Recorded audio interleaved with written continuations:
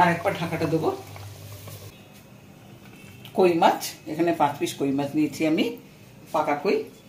তার সঙ্গে লাগছে সর্ষের তেল, রসুন কুচানো, কালো জিরে, লঙ্কা বাটা, নুন হলুদ, গার্নিশিংয়ের জন্য কাঁচা লঙ্কা গোটা আর সর্ষে বাটা। প্রথমে আমি মাছে নুন হলুদ মাখিয়ে নেবো।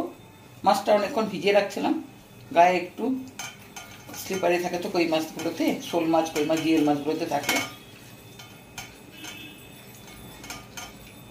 এটা আমি নুনটা মাখে অল্প হলুদ দেবো, কেননা আমি তো তেলে সবসময় হলুদ দিয়ে থাকি, তাই জন্য অল্প একটু হলুদ দিচ্ছি এখানে। কড়াইতে প্রথমে আমি তেল দিয়ে দিচ্ছি। এখানে প্রথমে রসুন কুচানোগুলো দেবো।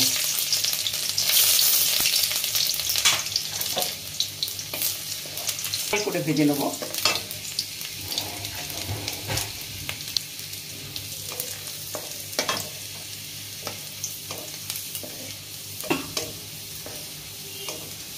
রসুনটা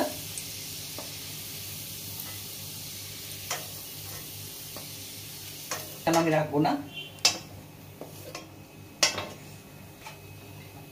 এরপরে আমি মাছটা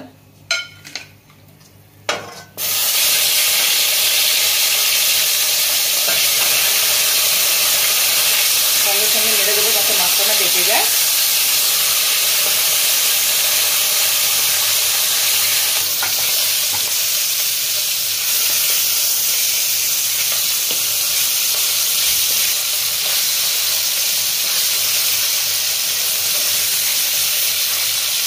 মাছটা আমি বেশি ভাজবো না, সেটা থাকলে নেবো। এখানে একটা কথা বলছি আপনাদের, তেলে আমি রসুনটা দিলাম, কেননা তেল কইতে আমি রসুনটা দিলাম না, ও শুধু ফ্লেভারটা যাতে মাছের মধ্যে ঢুকে যায়, তাই জন্য মাছ ভাজার আগে তেলে আমি রসুনটা ভেজে তুলে না, ওই ফ্লেভারটা যে থেকে গেল ওটা মাছের মধ্যে গেল। মাছগুলো আমি তুলে নিচ্ছি, হয়ে গেছে।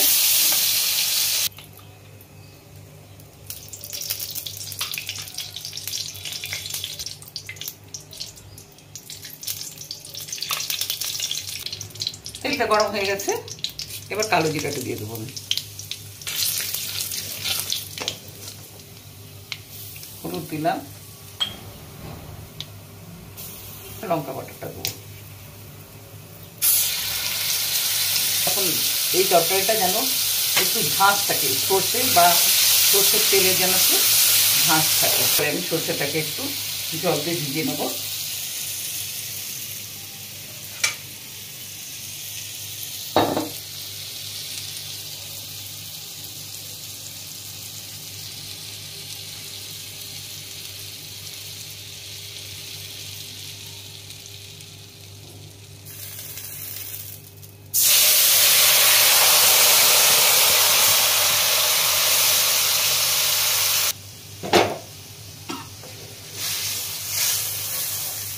জল দিয়ে দিয়েছি, আর একটু জল লাগবে,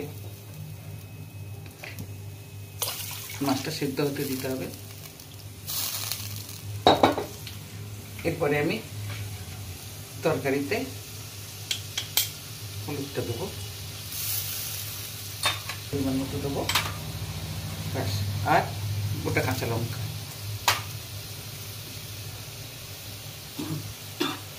ঢাকা দিচ্ছি, ঝোলটা ফুটে উঠলে মাছগুলো দিয়ে দেবো। ঝোলটা ফুটে গেছে, এবারে আমি মাছগুলো সব দিয়ে দিচ্ছি।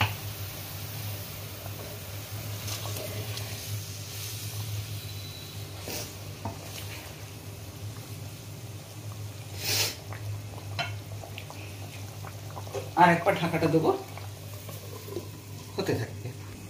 এই তেল কই রান্নাটা খুবই সহজ, এটা আবার বিভিন্ন প্রসেস হয়ে থাকে। আমি এটা একরকমের করলাম, আরও আছে টমেটো দিয়ে পেঁয়াজ বাটা দিয়ে, সেটাও একরকম হয়। আর শুধু জিরা বাটা দিয়ে তেল দিয়ে কালো জিরা ফোড়ন দিয়ে, সেটাও একরকম হয়। আমি এটা কিন্তু অরিজিনাল তেলকইয়ের প্রসেস, তাই এটা আপনাদের সামনে আজকে তুলে ধরলাম। আপনারা বাড়িতে চেষ্টা করবেন, খুবই সহজ এবং লোভনীয় জিনিস। ঢাকাটা খুললাম,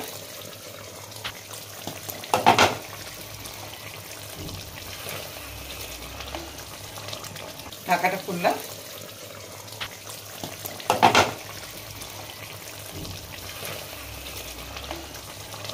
তেলকুই আমার হয়ে গেছে। নামানোর আগে আমি একটু সরষের তেল ছড়িয়ে দেবো।